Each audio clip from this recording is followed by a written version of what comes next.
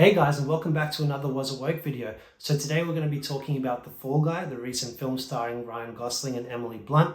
This is going to be a nice and easy one because, spoiler alert, there probably hasn't been a film this non-woke in a long time. So that I don't waste your time or mine, let's just run through them very quickly and then I'll give you my overall thoughts as to why I think it's not a woke film at all. Firstly, there is no forced racial diversity whatsoever. There is diversity in the film, but it is not forced in any way. There is no LGBTQ representation.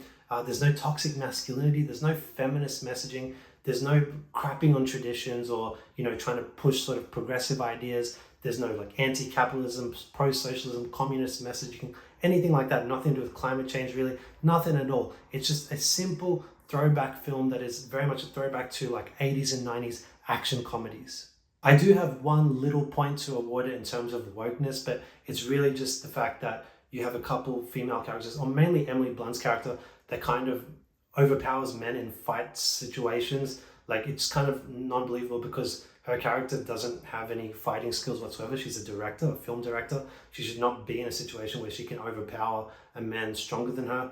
But look, that said, that's a minor thing. I get it. It's comedy as well. So you're going to suspend your disbelief for certain things. It's not meant to be taken seriously, their power levels, anything like that. Tiny minor gripe, just to only give it one little point, but it's absolutely a non-woke film. I can't remember a film in recent memory that just lacks any sort of this messaging whatsoever. And so that was really a breath of fresh air. But I do really want to talk about something about this film that to me really flies in the face of modern day wokeness. So wokeness to me very much lives in the idea of nihilism, the idea that kind of everything about society is bad and we need to tear it all down and replace it with this kind of new way of thinking. Well, to me, this film kind of flies in the face of that because it really promotes like an anti-nihilism message of like a belief and hope that, things can get better and things will improve if you just fight for it and you work hard and you fight for what you believe in. There is a happy ending for all of us. And it very much believes in the idea of, a man and a woman coming together, fighting through all the adversity, and they can have a happy ending together. And it's not trying to push any sort of message that the man has to be less masculine or the woman has to be less feminine. No, this film is perfectly comfortable with the level of masculinity that Ryan Gosling has and the level of femininity that Emily Blunt has. And it celebrates those character traits and shows how they are brought together to make kind of a perfect union, a perfect couple. And it's worth celebrating. And it really makes it easy to enjoy the film and get behind their characters because you see what brings them apart throughout most of the film and you see how they come back together at the end. That's classic love story, classic, storytelling 101.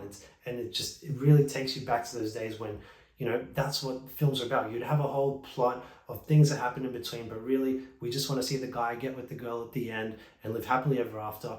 And it's such a great thing to see that once again. And so, yeah, as I said, this film is not woke whatsoever. It just kind of, as I said, flies in the face of wokeness. People who are, who want to see all these sorts of traits in modern day films are going to be completely let down. But if you don't want to see wokeness in your modern day films, this is definitely the film for you. And on top of that, it's actually a really solid and good film. I'm not going to say it's the greatest film in the world, but it is a really solid, good time. There's a lot to enjoy about it. And yeah, I don't think you can go wrong in any way. So there you have it. The Fall Guy is not woke. It is safe for your consumption and I recommend it definitely. Please let me know what your thoughts in the comments section below if you've had a chance to see it. I'd love to hear them. Please give it a like, this video a like and subscribe if you enjoyed it, and we'll talk to you next time. Bye.